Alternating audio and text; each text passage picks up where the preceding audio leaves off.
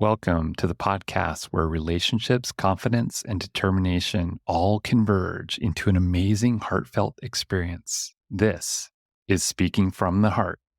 Welcome back to episode number 97 of Speaking from the Heart. Now, I must put a big disclaimer on this episode that after I give you this disclaimer, there might be some coarse language that's thrown around quite a lot because this episode talks about the use of swearing to make a point. I will be using a lot of different coarse words and coarse language that might be offensive to some listeners. So if you are easily offended by some of the things that we will talk about today, I encourage you to skip this episode. But by all means, I think that it will help you to understand that there's a lot of different interpretation and variety when it comes to this subject, and maybe listening to some of what I have to say might prove to be useful. Or should I say, goddamn useful. What I found really interesting since I started this podcast is that because of the series of different types of topics that I have to cover, that I've had to put an explicit warning on my podcast because of the different types of subject matters that we cover. Whether that relates to drug use, addiction, maybe even suicide, which many of those subjects have been covered on these shows, especially with some of my guests, I think that it's really important to protect the youth. And by all means, I'm definitely encouraging those that have young ears to not listen to such content. But sometimes we have to use the word fuck, or god damn it, or shit, to really make our point come across, especially in some contexts and some areas of our lives. I think I find this episode also a little bit humorous because for some people that are blue-collar workers, we're all used to that kind of language being used, especially when nobody else is looking, or even listening for that matter. I can completely respect and understand why you might find this episode to be not only nonsensical, but also, why did it even need to be done in the first place? But I think that in today's society, we think that using swear language is okay.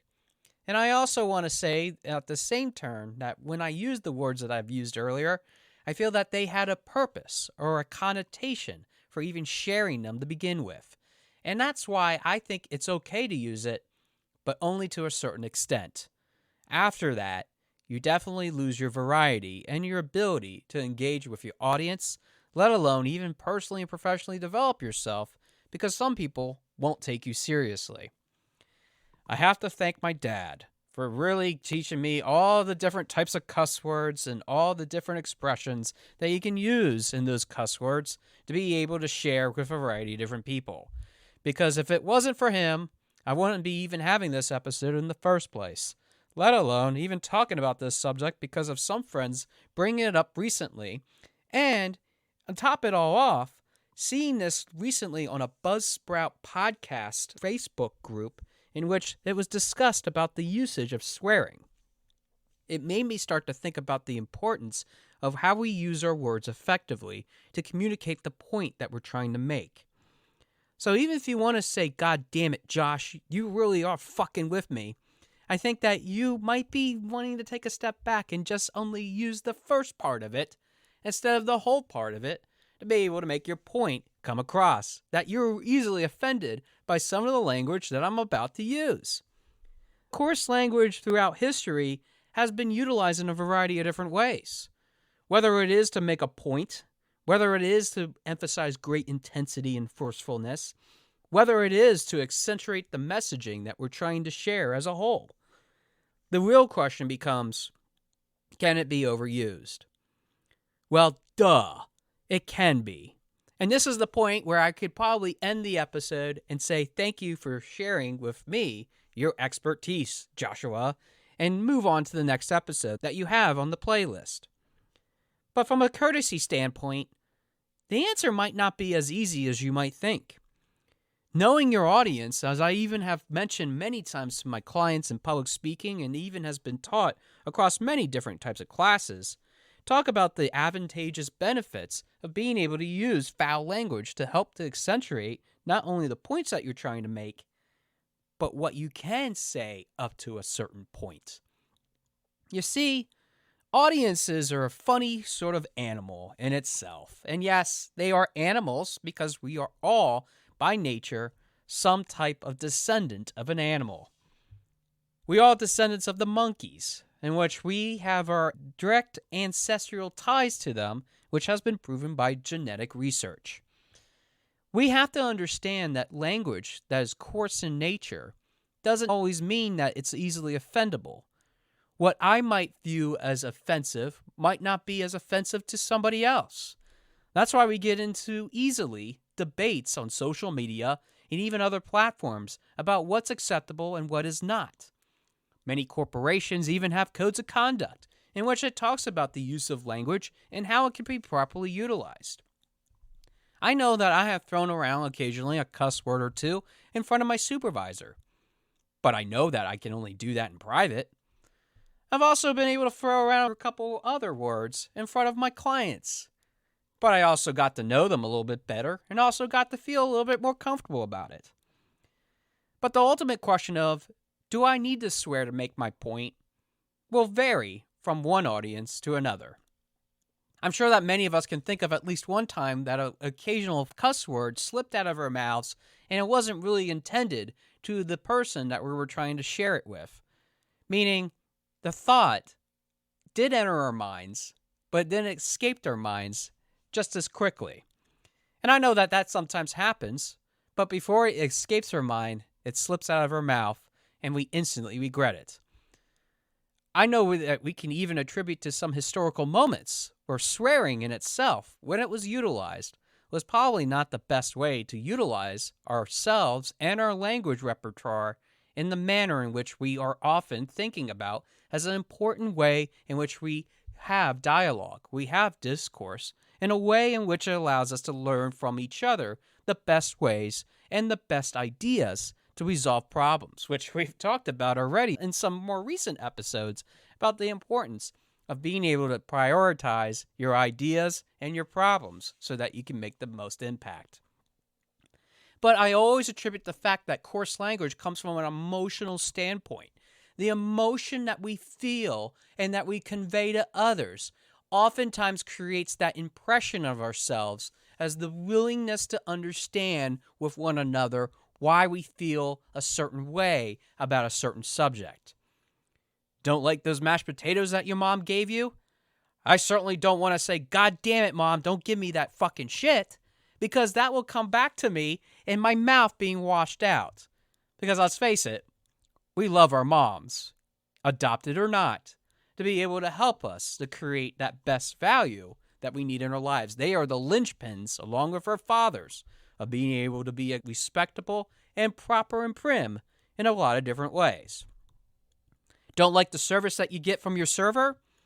You son of a bitch. I can't believe you didn't give me the potatoes that I wanted to have. Do you notice that I like potatoes in this episode? Why would I even say that to my server? It might have not been his fault that the potatoes weren't served. Or maybe they were served and they were not of the right kind. How could you blame somebody with a cuss word about your intensity of what you feel about what you are experiencing because of the mashed potatoes? Don't like your teacher and the amount of homework that they're giving you? God damn it, Mrs. Talker. I can't believe you gave so much fucking homework to us. We don't have enough time to do every fucking thing in this whole fucking course. And you're giving us more? Fuck you! And walk out the door.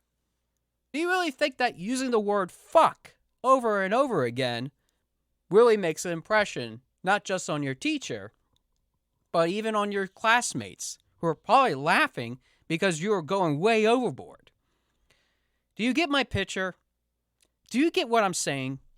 Sometimes using the amount of words, whether they are really trying to project the intensity of what we feel, don't always convey into the end result that we're trying to make.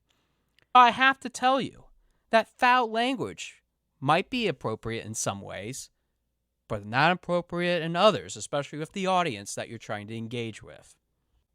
I think that we get so caught up in the fact that we want to make this impression on somebody else, or that we want to convey something that was really on our minds.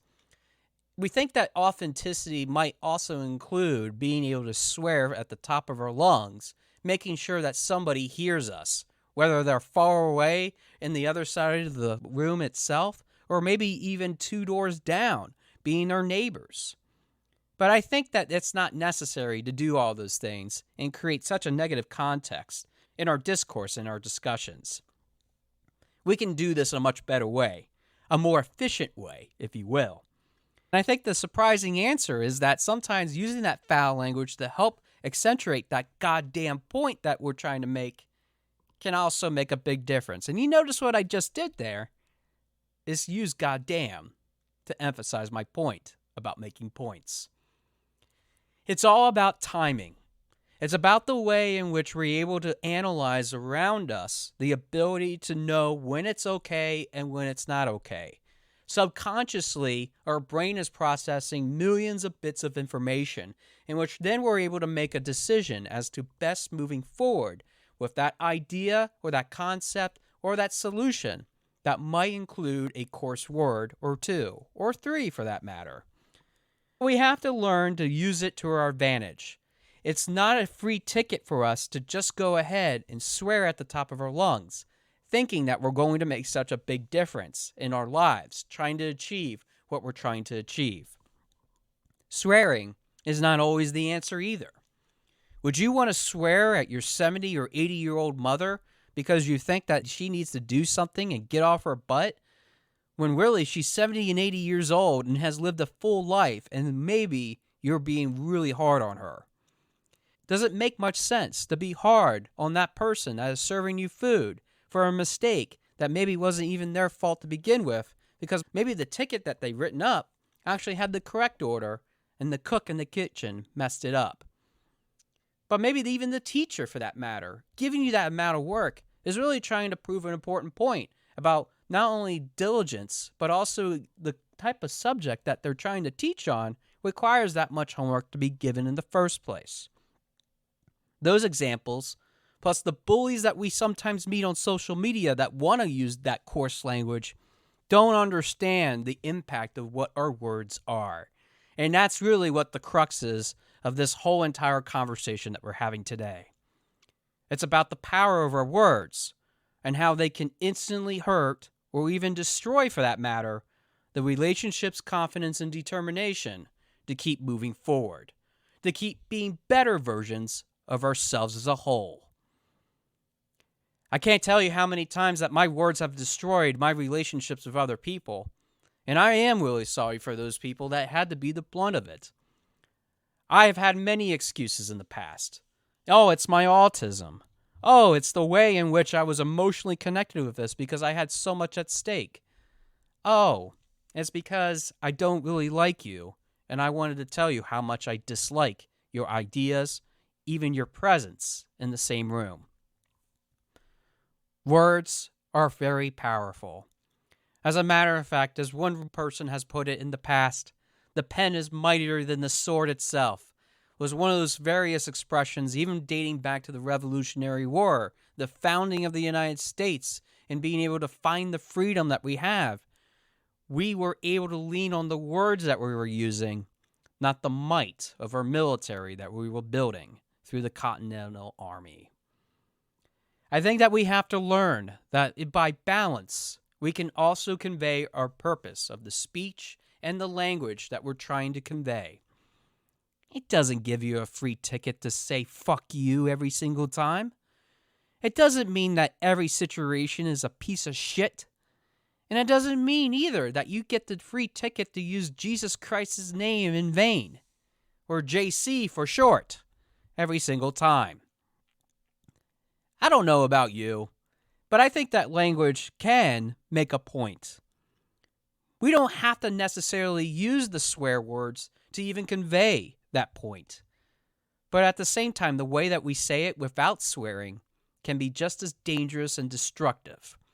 And I've seen it time and time again, not only in history, not only in the readings that I have read throughout all time, but also because of the things that I have even seen in today's society between friends, family, and other co-workers that can be just as painful and just as dangerous because you're not self-aware.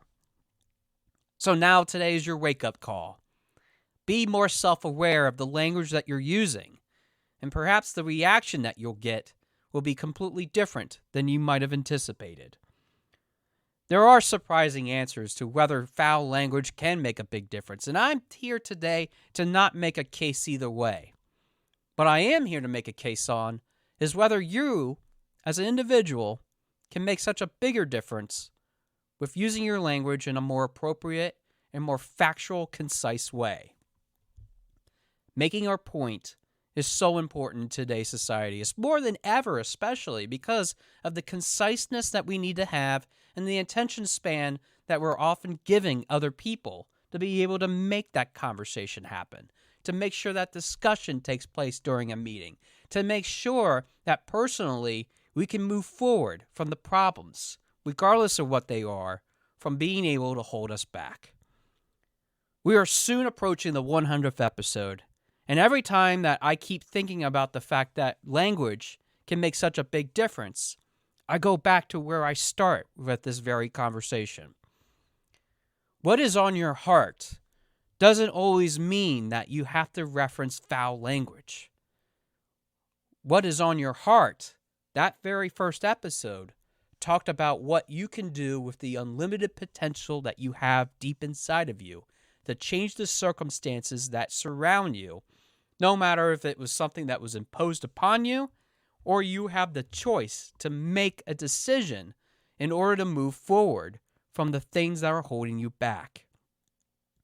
You will always have the choice to make sure that you are being well heard if you're just understanding what the other side or the other perspective is, which is exactly what we've talked about even in other episodes about the importance of having that crucial conversation. But whether you want to fuck yourself, go to hell, be a goddamn non-believer, or just shit all over the things that I'm saying today, just know that language does have a powerful context. And even if you want to fucking write to me at podcast@yourspeakingvoice.biz, I'll guarantee you that I'll give you a fucking response. Because let's fucking face it, we don't always have to say fuck to make our point. Which is why I'm going to say this to end today's episode. I appreciate that you are willing to even take a listen to something that might be so offensive, but you don't have to swear to make the point. I'm a friendly person, and as long as you're friendly to me and you come up to me wanting to learn and explore new opportunities, be able to understand the human condition, and let alone accentuate what you have already, I think that we can have a pretty civil conversation. And we can check out the coarse language before we even start having that conversation. Because I know that you are capable of having the English language or any other language that you utilize come to life in more ways than just using foul language. Let's make sure that we can be courteous while at the same time respecting what our opinions are. And you can leave those words at the door, because I don't need to hear them, and neither do you. Thanks for listening to episode number 97 of Speaking from the Heart, and I look forward to hearing from your heart very soon. Thanks for listening. For more information about our podcast and future shows, search for Speaking from the Heart to subscribe and be notified wherever you listen to your podcasts. Visit us at www.yourspeakingvoice.biz for more information about potential services that can help you create the best version of yourself. See you next time.